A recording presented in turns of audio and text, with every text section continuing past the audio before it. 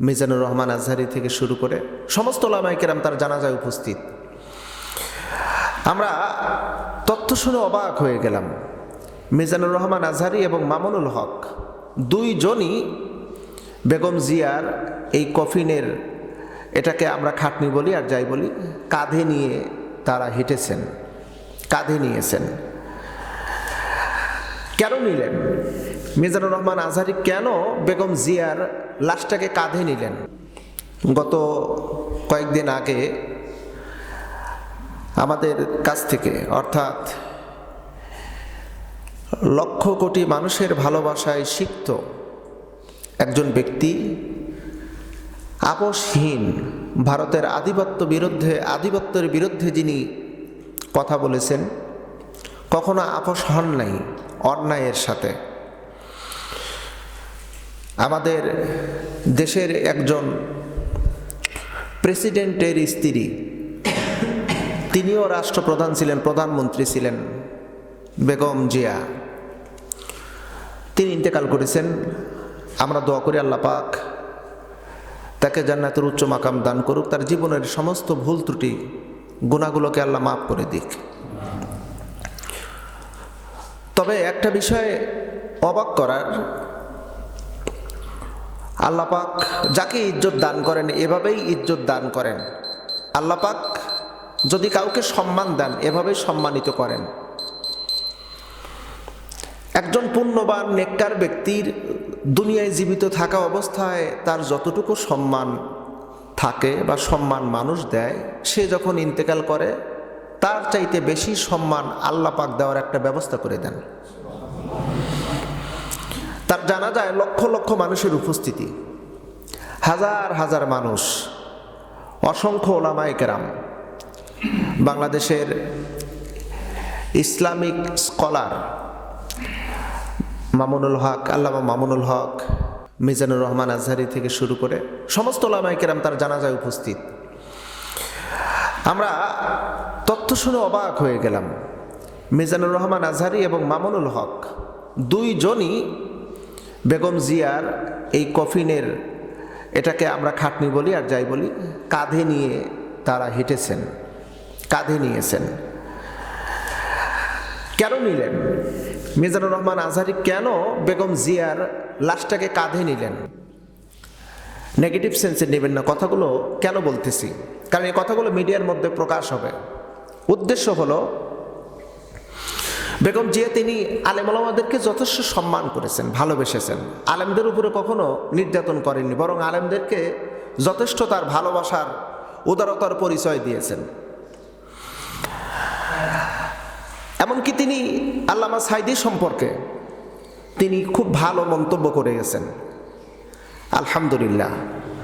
দেখেন, আলেমদেরকে ভালোবাসার কারণে আলেমরাই তার লাশটাকে বহন করে কবরস্থানের দিকে নিয়ে যাচ্ছে। মিজানুর রহমান আজহারি, আল্লামা মামুনুল হক, এটি একটি ইতিহাস হয়ে থাকবে। এশিয়া মহাদেশের ভিতরে একটা মহিলার জানাজায় এত মানুষের সমাগম, এই একমাত্র নজিরবিহীন দৃষ্টান্ত বেগম জিয়া। এ থেকে কিন্তু বড় একটা শিক্ষা আছে। বড় শিক্ষাটা হলো কি, আপনি যদি কাউকে ইজ্জত দেন, আল্লাহ আপনাকে ইজ্জত দেওয়ার ব্যবস্থা করে দেবেন। মানুষ আপনাকে যাতে সম্মানিত করে, ভালোবাসে, এর একটা ব্যবস্থা আল্লাহ পাক করে দিবে। আর আপনি যদি জুলুম, নিপীড়ন, নির্যাতন যদি করেন, তাহলে আপনাকে লাঞ্ছিত, অপমানিত করার ব্যবস্থাও আল্লাহ পাক করে দিবেন। এ ব্যাপারে আমরা একমত। ইজ্জত দিলে ইজ্জত পাওয়া যায়, সম্মান করলে সম্মান পাওয়া যায়, ক্ষমা করলে ক্ষমা পাওয়া যায়। এজন্য একটা কথা আছে, গিভ অ্যান্ড টেক, দাও নাও, দিলে পাওয়া যাবে, না দিলে পাওয়া যাবে না। আমরা এই মরহুমার জন্য দোয়া করি, আল্লাহ পাক তার জিন্দিগির সমস্ত গুনাহ মাফ করে দিক, এবং তিনি যেই ইতিহাস করে গেছেন, তার জীবনের একটা যে চরিত্র রেখে গেছেন, ভারতের বিরুদ্ধে, ভারতের সাথে কোনো অন্যায় আপোষ করা যাবে না। ভারতের আধিপত্যের বিরুদ্ধে তিনি যে সংগ্রাম করেছেন, এই সংগ্রামটা বাংলার জনগণকে বুঝাই দিয়ে গেছেন যে ভারত কিন্তু আদৌ আমাদের কোনো দিন বন্ধু হয়নি, বন্ধু কোনো দিন হতেও পারবে না, তোমরা এই বিষয়ে সজাগ থেকো।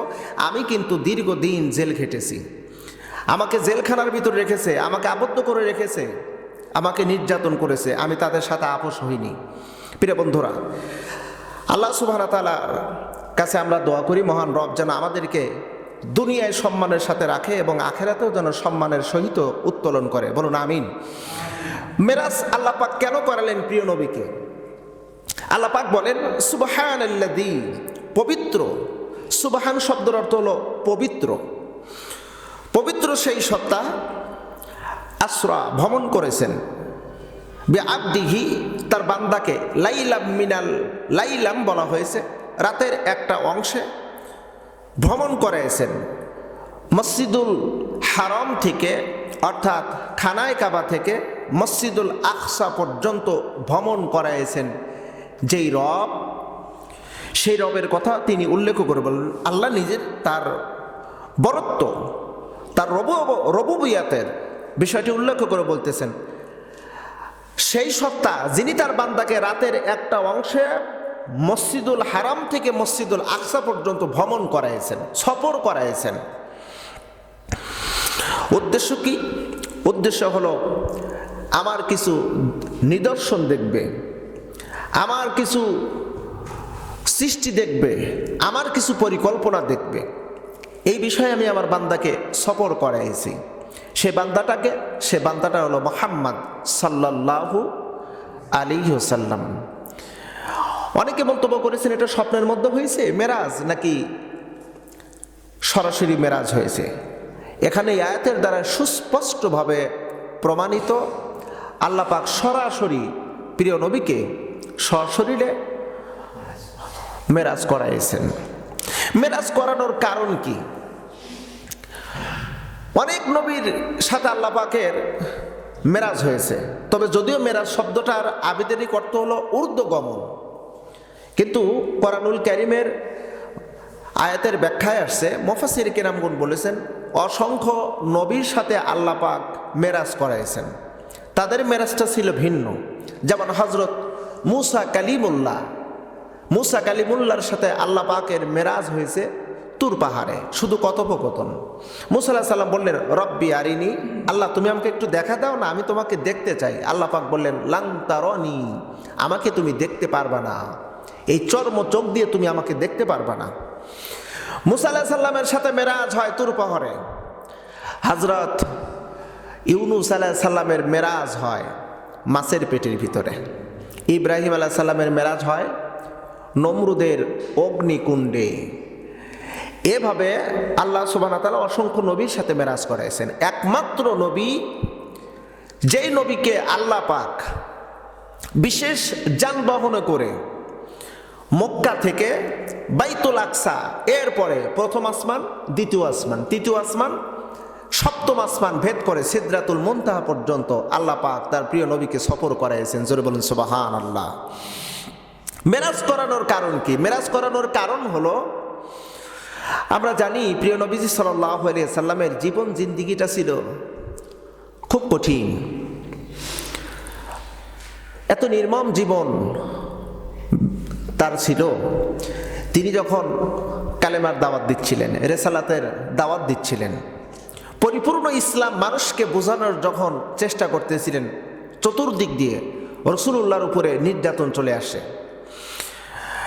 একজন মানুষ কখন সে শান্তিভাবে বসবাস করতে পারে এবং কখন সে জুলুমের শিকার হয়, এই বিষয়টা একটু অবজারভেশন করা জরুরি, দরকার। দেশের যখন প্রশাসন, দেশের যখন সরকার, এমনকি দেশের ভৌগোলিক চিত্র, এই সবগুলো যদি ব্যক্তির বিরুদ্ধে যায়, তখন ওই ব্যক্তিটি যত বড় ধনী হোক, ওই ব্যক্তিটি যত বড় ক্ষমতাবানই হোক, ওই ব্যক্তিটি শান্তিতে থাকতে পারে না। সরকার, প্রশাসন আর ভৌগোলিক চিত্র যদি এই ব্যক্তির বিরুদ্ধে যায়, তাহলে সে শান্তিতে থাকতে পারবে না। ঠিক তেমনি প্রিয় নবী সাল্লাল্লাহু আলাইহি ওয়াসাল্লাম তার মাক্কি জীবনটা ছিল, যখন নবুয়তের দাওয়াত দিচ্ছিলেন, তখন তার বিরুদ্ধে সব চলে গেল।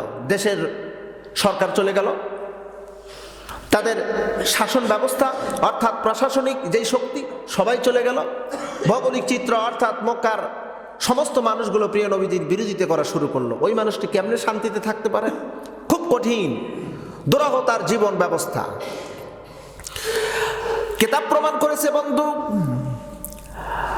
আল্লাহর নবীজি দাওয়াত দেওয়ার সময় লম্বা একটা সময় পার হয়ে গেল।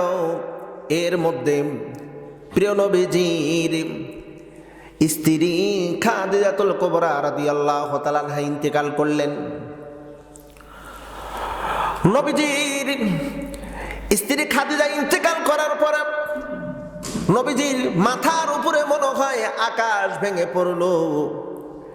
কারণ সারাটা দিন প্রিয় নবীজি রেসালাতের কাজ করতেন, মানুষের সামনে দাওয়াত দিতেন, আর বাড়িতে যখন যেতেন সন্ধ্যা ঘনিয়ে যাওয়ার পরে আল্লাহর নবীজিকে স্ত্রী বিভিন্ন দিক দিয়ে সান্ত্বনা দিত, ভালোবাসা দিত, সান্ত্বনা দিত, ভালোবাসা দিত। এই ভালোবাসা সান্ত্বনা থেকে প্রিয় নবীজি মাহরুম হয়ে গেলেন।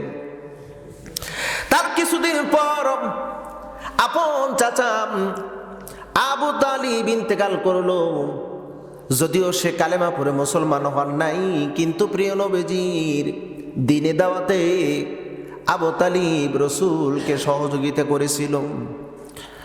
আবু তালিবের ইন্তেকাল হয়ে গেল, একই তো গেল স্ত্রী, তারপরে হলো আবু তালিব। প্রিয় নবীজির মনে হলো আমার সাথে আর পৃথিবীর কেউ নাই, যত দুঃখ কষ্ট বুঝি আমার জীবনে নেমে আসলো। ঐতিহাসিকগণ বলেন সেই সময়টা ছিল আমল হুজুন, অর্থাৎ নবীজির কষ্টের সময়, নবীজির কষ্টের বছর ছিল। এদিকে মক্কার নগরে বের হতে পারেন না, কালেমার দাওয়াত দিতে পারেন না, কোথায় যাবেন? সবাই রসুলকে তিরস্কার করা শুরু করিল। রসুল কাউকে কোনো কিছু না বলে যায়েদ বিন হারেসা রাদিয়াল্লাহু তাআলা আনহুকে সঙ্গে নিয়ে চিন্তা করলেন তায়েফে যাব। তায়েফে গেলে হয়তোবা সেখানে আমি আশ্রয় পাবো, আর তায়েফের মানুষ আমাকে আশ্রয় দেবে, আমি সেখানে আমার রিসালাতের কাজ করব। কোনো সাহাবীর সাথে পরামর্শ করলেন না।